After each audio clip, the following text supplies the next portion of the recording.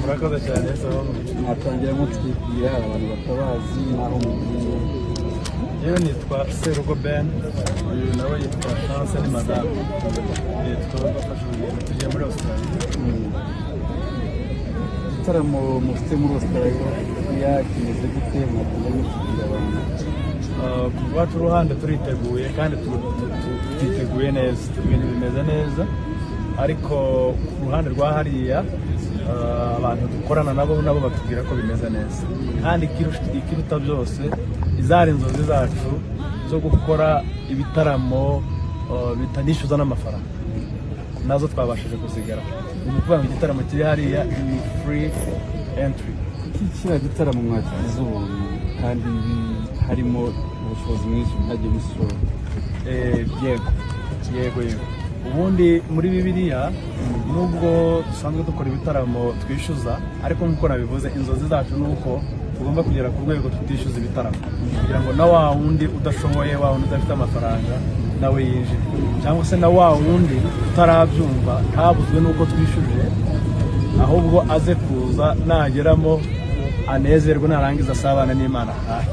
Natwe izo ni inzozi zacu, kandi ndatekereza ko Imana nibidushoboza habe na hano mu Rwanda ibindi bitaramo byacu turasenga Imana kugira ngo izadushoboze nabyo bizajye biba ubuntu, byinjize buri wese amerewe neza, aguwe neza. Ariko muri Canada mwarishije? Muri Canada twarishije, ariko muri Canada twarabatumira. Uyu mwishuje ni wadutumye. Muri ziriya state eshatu mugiye kugira ngo wazibwira abantu tuzakora igitaramo cya mbere muri state ya Queensland, ariko mu mujyi wa Brisbane naho tuzakora igitaramo ku cyumweru ku itariki 13. Hanyuma ku itariki 20 tuzakorera Sydney, ku itariki 26 dukorera ahitwa Wodonga ni muri Victoria. Hanyuma ku itariki 3 tuzagaruka n'ubundi Brisbane, ari naho tuzasohora. Pastor, ejo bundi ubwo wavaga Canada mwasohoye indirimbo, ese ubu ngubu mugiye Australia ubwo hari indi mwakoze? Harya twasohoye abagenzi. Uyu munsi mwakoze iyi abagenzi tuma tugaruka. Uyu munsi menya tubahe abagaruka. Uyu munsi menya tubaha abagaruka. Okay, mu by'ukuri dukurikije ibyo twateguraga ejo hashize twari kuba twashize indirimbo hanze. Zirasohoka mu kanya ariko tubyiteguye. Sindi bubizeze kubera ko habaye akabazo kari tekinike katumye itabasha gusohoka, ariko ndatekereza ko nko muri iki cyumweru iraba yasohotse. Aba Australia babiteguye? Muri Australia ntiyigeze haba Ben na Chance, ni ukuvuga ngo bitege umwihariko wa Ben na Chance. Batubaze Chance gato, uyu mwaka kuri mwe n'umuryango wanyu usobanura iki? Umwaka w'umugisha ku muryango wacu natwe ubwacu. Uyu mwaka ni bwo mwaka dukoze ibitaramo bibiri hanze ya Afurika. Urumva ko mwaka kuza kugera ibyo twifuzaga turimo turabigeraho.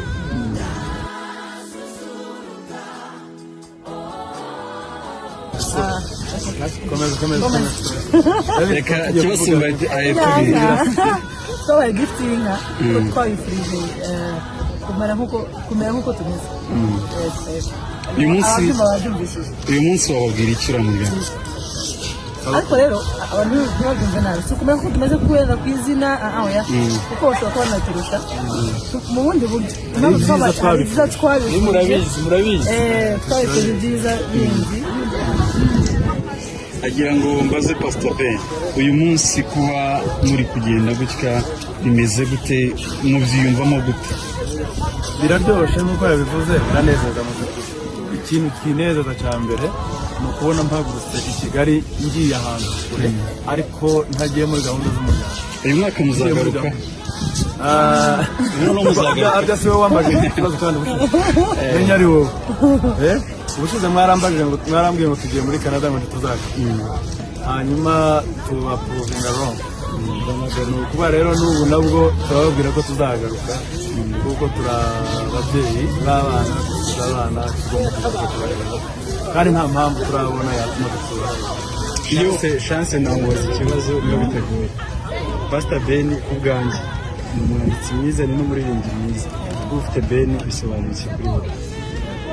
bisobanura ikintu gikomeye mfite byose byose ni byose mu buzima bwanjye. nk'umuntu wasobanura ute noneho nk'umuntu utazi Ben weho murahura mu gihe rero kumusobanura umuntu utamuzi sinzi ko yamusobanukirwa neza nk'uko mu magambo make navuga. Uyu mugabo ni umugabo uvuga ngo nifuzaga mu buzima ku buryo nawe niba wamenya ko wifuza umugabo mwiza uzasaba Imana guha umugabo nkawe. Pastor weho chance ni umuntu umeze ute kuri wowe? Ni umuntu untera unezeza untera ibyishimo iyo turi kumwe mba numva nta mushiya mba numva ntamerewe nabi mba numva merewe neza.